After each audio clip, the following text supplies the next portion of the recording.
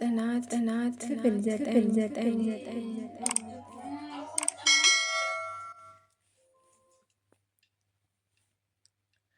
ዶክተሩ የጽናትን ፊት ሲያየው እሱም በጭራሽ ውስጡን አጀክኖ መቆየት አልቻለም እና አለቀሰ፣ እንባ ፈሰሰ።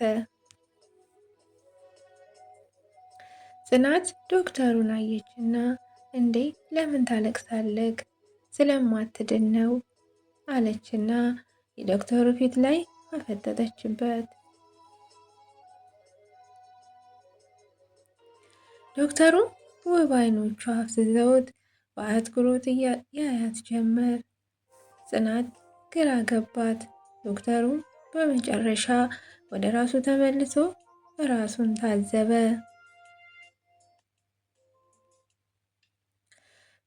ታናሽ አይን መማረኩን እሱንም አስገርሞታል። አትችልም እንጂ ተነስታ ብታፈርጠው ደንገጥ ብሎ አይ እንደዛ አይደለም አታስቢ፣ ደህና ትሆናለች እስከ አባቱ ከዛ ፎቅ ወርውራ ብትገላቸው። ከዚያ ሁለት መዳፎቹን አይኖቹ ላይ አድርጎ ሽቅብ አንገቱን አድርጎ ኡፍ አለ በረጅሙ። ወደ ጽናት ተጠግቶ ጽናት ወደ እህቷ ተጠጋች። መንካት ፈራች። እጇን ወደ የጸሎት ሰደደች፣ ግን መንካት አልቻለችም። ጽናት እጇን መልሳ ፊቷን አዙራ በሩን በርግዳ ወጣች። ዶክተሩ ወደ በጸሎት ተጠጋ። አልሰማችሁን? ማንም አያውቅም። በጸሎት እግሯ ወደ ላይ በጅብሰን ታስሯል። የወደቀችው የትምህርት ቤቱ መናፈሻ ሳር ላይ በመሆኑ እግሯን የፓርኩ አጥር ስለመታት እግሯ ተጎድቷል። ጽናት አሁንም ፊቷ ግን ምንም አልሆነም ነበር።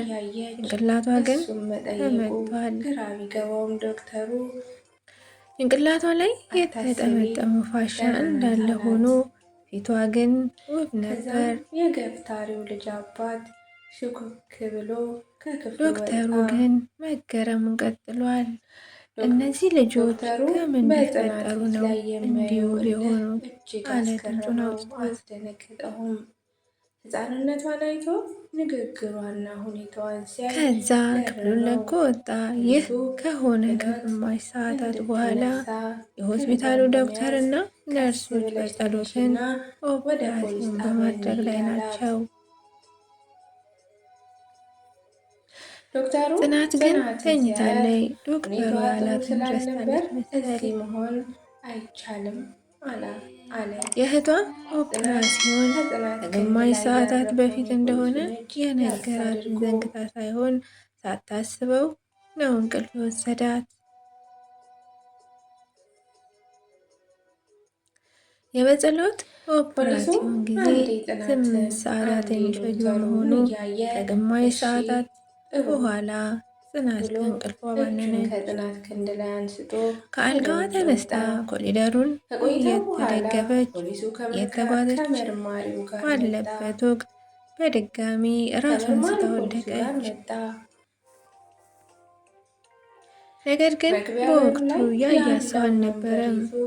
ትንሽ ቆይታ በኋላ የአንድ ሴት ወደ ኮሪደሩ ስትመጣ አየቻት። ሴቲቱ አልጮኸችም። በቀስታ ወደ ጽናት ከሄደች በኋላ ጽናትን ተሸክማ አቅራቢያ ወዳለው የአግዳሚ መቀመጫ ወንበር ላይ አስተኛቻት። ስለዚህ ነገር አውርቼ የጽናትን መንቃት በመጠባበቅ ጀመረች።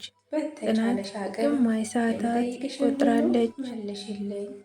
ከዛም ነቃች። ስትነቃ የአንድ ሰው ታፋ ላይ ጋደም ብላለች። ቀስ ብላ ቀና ለማለት ስትሞክር አቅም አጥሯት አቃታት።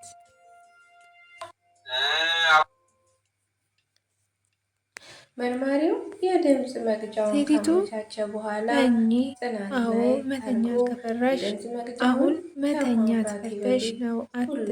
አትፍሪ። የአሁን መተኛትሽ ካስፈራሽ ለዘላለም መተኛት እንዴት ልትቀበዩ ነው ሚጢጥዬዋ? አለቻት ጸጉሯን እያሻሸች። መስማት አለበት አለች። ጽናት ደነገጠች። ቀስ ብላ በድጋሚ ለመነሳት ስትሞክር ተሳካላትና ቀና አለች። የአላዛርን አባት አስገባው። ይህችን ሴት ጽናት ታውቃታለች፣ ይህንን ፊት እንደዛው። ፖሊሱም እሺ አለቃ፣ ታዛዥ ነኝ። የት እንዳየችውም በጭራሽ ልትዘነጋው አትችልም። ይህችን ሴት የምታውቃት የእናትና የአባቷ መቃብር ለማየት አልችልም አልፈልግምም አለች። ለማየት ከእህቷ ጋር ስትመጣ ሁሌም ባይሆን በብዛት ታያታለች። ሆን አላት። ከዛም ዝም ተባባሉ። ሁሌም በእጆቿ አበባ ይዛ መቃብሮቹ ጋር ትበትናለች። ሽቶም ትነፋባቸዋለች። ጽናት ይህችን ሴት በጣም ትኮራታለች።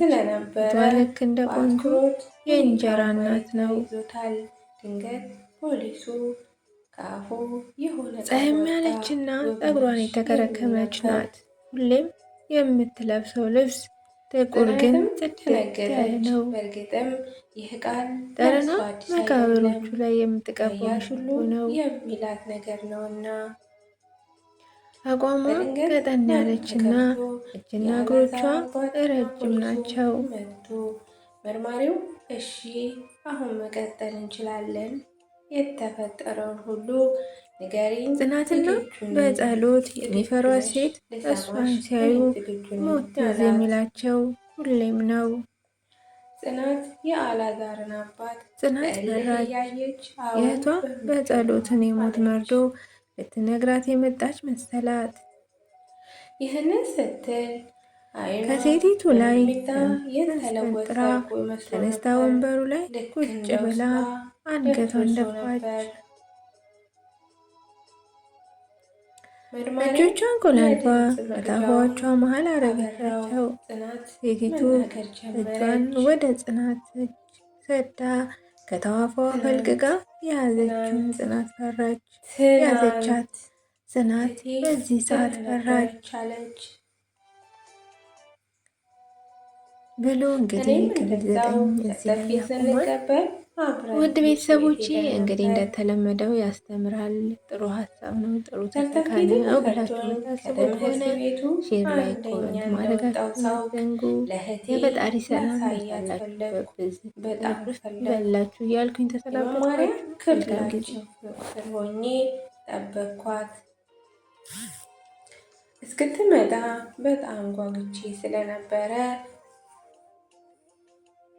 ፎቁን እያየው ነበር የጠበቅኳት። በጣም ጓጉቼ ነበር ብሎ እንግዲህ ክፍል 7 እዚህ ላይ ያበቃል። ውድ አድማጭ ተመልካቾች ሼር ላይ ኮመንት እያደረጋችሁ እንግዲህ አበረታቱን። የፈጣሪ ሰላም ከእናንተ ይሁን። ወዳችሁ ፈቅዳችሁ ለምትሰሙኝ ለምትመለከቱኝ ክብር ይድረሳችሁ። ላለው መልካም ሁሉ ተመኘሁላችሁ። መልካም ጊዜ